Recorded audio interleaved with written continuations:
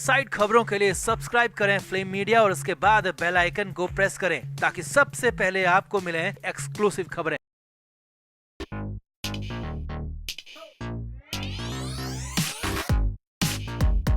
प्रधानमंत्री नरेंद्र मोदी ने अपनी दूसरी टर्म से इस्तीफा दे दिया है। राष्ट्रपति द्रौपदी मुर्मू को उन्होंने प्रधानमंत्री पद से इस्तीफा सौंप दिया। अब प्रधानमंत्री पद के लिए नरेंद्र मोदी तीसरी बार दावेदारी ठोक चुके हैं, मगर इस बार बीजेपी के लिए सरकार बनाना पिछली बार के जितना आसान बिल्कुल भी नहीं है, क्योंकि जिन जिन पार्टियों का समर्थन बीजेपी को चाहिए वो सब बड़ी बड़ी डिमांड लेकर दिल्ली पहुँच चुके हैं। टीडीपी हो या फिर जेडीयू, चिराग पासवान हो या एकनाथ शिंदे या फिर जीतन राम मांझी, सब अपनी अपनी मांग को लेकर दिल्ली में जमा हो चुके हैं। और हैरानी की बात यह है कि चंद्रबाबू नायडू ने तो 10 बड़े मंत्रालय पर दावा ठोक दिया। इसके अलावा भी कई बड़ी मांगे रख दी। नीतीश की नजर भी डिप्टी पीएम के पद पर है। तो आपको भी दिखाते हैं कि आखिर किस पार्टी ने क्या क्या मांग रखी है। पूरी डिटेल खबर आपको दिखाते हैं। आप भी वीडियो को शेयर करें और अपनी राय कमेंट बॉक्स में जरूर दें।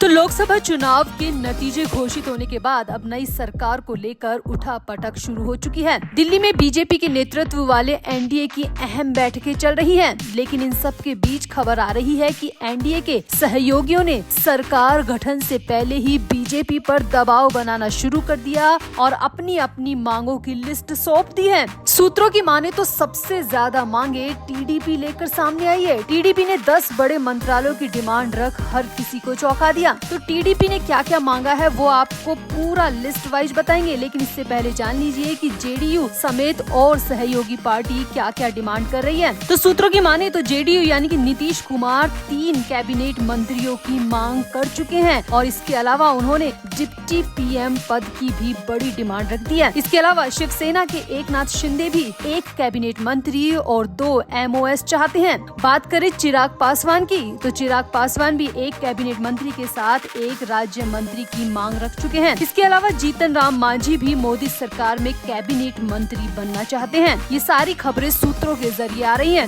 सूत्रों के मुताबिक टीडीपी समेत अन्य सहयोगी दलों की तरफ से भी बड़ी डिमांड रखी गई है। सबसे बड़ी डिमांड लोकसभा स्पीकर पद को लेकर है, जिस पर टीडीपी दावा ठोक चुकी है। सामने आया है कि चंद्रबाबू नायडू लोकसभा स्पीकर पद के अलावा 7 से 10 बड़े मंत्रालय अपनी मांग में शामिल कर चुके हैं। चंद्रबाबू नायडू की तरफ से जो मांगे रखी गई है, जिसकी जानकारी मीडिया के जरिए आ रही है, वो आपको दिखाते हैं। तो चंद्रबाबू नायडू ने सबसे पहले जो मांगा है वो है लोकसभा स्पीकर का पद। इसके अलावा सड़क परिवहन मंत्रालय भी नायडू ने मांगा है। ग्रामीण विकास मंत्रालय भी नायडू ने अपनी लिस्ट में रखा है। इसके अलावा स्वास्थ्य मंत्रालय, आवास एवं शहरी मामलों का मंत्रालय, कृषि मंत्रालय भी टीडीपी ने अपनी लिस्ट में रखा है। इसके अलावा बात करें जल शक्ति मंत्रालय के अलावा सूचना एवं प्रसारण मंत्रालय भी नायडू अपने पक्ष में रखना चाहते हैं। इसके अलावा शिक्षा मंत्रालय और वित्त मंत्रालय के एमओएस पर भी चंद्रबाबू नायडू की नजर है, क्योंकि चंद्रबाबू नायडू के पास इस वक्त सत्ता की सबसे बड़ी चाबी रखी है, इसलिए वो अपनी बड़ी बड़ी मांगे बीजेपी के सामने रख रहे हैं। हैरानी की बात यह कि इन 10 बड़े मंत्रालय और लोकसभा स्पीकर पद के अलावा चंद्रबाबू नायडू स्पेशल स्टेट की मांग भी कर चुके हैं। जी हाँ, सूत्रों की माने तो मंत्रालय में इन डिमांड्स के अलावा चंद्रबाबू नायडू आंध्र प्रदेश के लिए स्पेशल स्टेट की मांग भी कर सकते हैं। ये उनकी काफी पुरानी मांग रही है। बता दें, स्पेशल स्टेट का दर्जा ऐसे राज्यों को दिया जाता है जो ऐतिहासिक रूप से देश के बाकी हिस्सों की तुलना में पिछड़े हुए हैं। इसका फैसला राष्ट्रीय विकास परिषद यानी कि एनडीएस लेता रहा है। तेलंगाना के अलग होने के बाद से ही चंद्रबाबू नायडू आंध्र प्रदेश के लिए स्पेशल स्टेट यानी कि विशेष राज्य का दर्जा मांगते रहे हैं। इसके पीछे उनका तर्क है कि हैदराबाद के तेलंगाना के पास जाने के बाद आंध्र प्रदेश की अर्थव्यवस्था को काफी नुकसान हुआ है और इस वक्त नायडू के पास बहुत बड़ा मौका है कि वो अपनी इस पुरानी मांग को पूरी करा सके।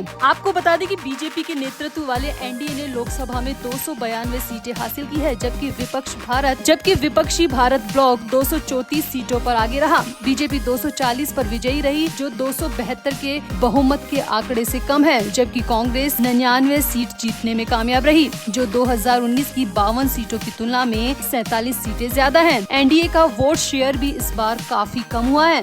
एनडीए के 5 बड़े सहयोगी पार्टी है, जिनमें टीडीपी, जेडीयू, शिवसेना, एलजेपी और जेडीएस शामिल है। टीडीपी 16 सीटें जीत कर आई है, जेडीयू 12 सीटें, शिवसेना 7 सीटें, एलजेपी 5 और जेडीएस 2 सीटें जीत कर आई है और इसीलिए ये सब अपनी मांगे लेकर दिल्ली में जमा हो चुके हैं। अब देखना होगा कि बीजेपी एनडीए सरकार बनाने के लिए सहयोगी दलों को क्या क्या देती है, किसकी मांग पूरी करती है, कौन सा मंत्रालय किसको देती है, वो सब पता चल ही जाएगा। मगर बड़ी खबर महाराष्ट्र से भी आ रही है, जहां उद्धव ठाकरे भी एनडीए में शामिल होने की राह तक रहे हैं। खबर इसलिए आ रही है क्योंकि इंडिया ब्लॉक की मीटिंग से उद्धव ठाकरे नदारद रहे हैं, जिसके बाद कयास लगाए जा रहे हैं कि उद्धव ठाकरे भी बीजेपी की राह टटोल रहे हैं और केंद्र में सत्ता का हिस्सा बनने की ताक में हैं। तो आपको क्या लगता है, बीजेपी किस किस का सपोर्ट लेगी और सपोर्ट के बदले किसको क्या देगी? आप भी अपनी राय कमेंट बॉक्स में जरूर दें और वीडियो को भी शेयर करें।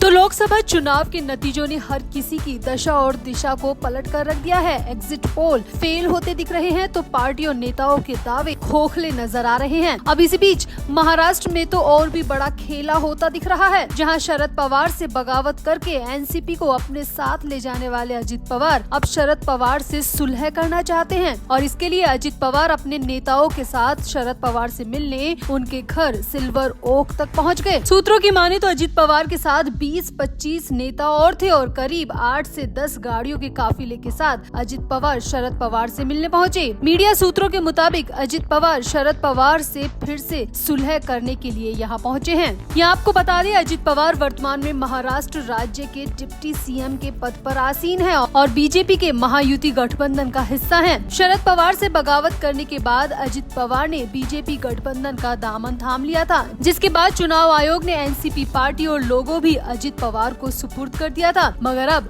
लोकसभा चुनावों के नतीजों को देखते हुए अजित पवार फिर से पाला बदलने को तैयार हैं और सूत्रों की माने तो इसीलिए शरद पवार से मिलने उनके घर पहुंचे हैं। मीडिया रिपोर्ट्स के मुताबिक अजित पवार की नजर अब आगामी चुनावों पर है और उन्हें समझ आ चुका है कि शरद पवार के बिना उन्हें जनता किसी भी कीमत पर एक्सेप्ट नहीं करेगी। इसीलिए राज्य के चुनावों के लिए अजित पवार शरद पवार से सुलह के लिए सिल्वर ओक पहुँचे हैं। सूत्रों की माने तो अजित पवार चाहते हैं कि वो एनसीपी भी लौटा दे और एनसीपी का लोगो भी चाचा शरद पवार को वापस कर दे। सामने आया कि करीब 2 घंटे तक अजित पवार शरद पवार के घर में रुके। अब क्या बात हुई, कितनी मुलाकात हुई, ये तो नहीं पता, मगर अजित पवार के एक नेता ने मीडिया के सामने आकर इतना जरूर कहा कि वो यहाँ पर सिर्फ शरद पवार का हालचाल जानने के लिए आए हैं। अजित पवार के नेता के मुताबिक वो विचार से भले ही अलग है, मगर शरद पवार उनके गुरु रहे हैं, इसीलिए उनकी सेहत का हालचाल जानना उनका फर्ज है और वो यहाँ पर शरद पवार की हेल्थ को जानने के लिए पहुँचे हैं और किसी भी संभावना से फिलहाल अजित पवार गुट ने इनकार किया है। अब नेता भले ही मीडिया के सामने कुछ भी कहे, मगर सामने आ रहा है कि अजित पवार शरद पवार को मनाने के लिए सुलह करने के लिए पहुंचे हैं। अब 2 घंटे की मीटिंग का अंजाम क्या हुआ, शरद पवार का क्या कहना है, अजित पवार गुट सच्चाई से क्यों मुंह मोड़ रहा है, ये सब बड़े सवाल हैं। तो आपको क्या लगता है, शरद पवार को अजित पवार को माफ कर देना चाहिए? क्या चाचा भतीजे को एक बार फिर से साथ आ जाना चाहिए या फिर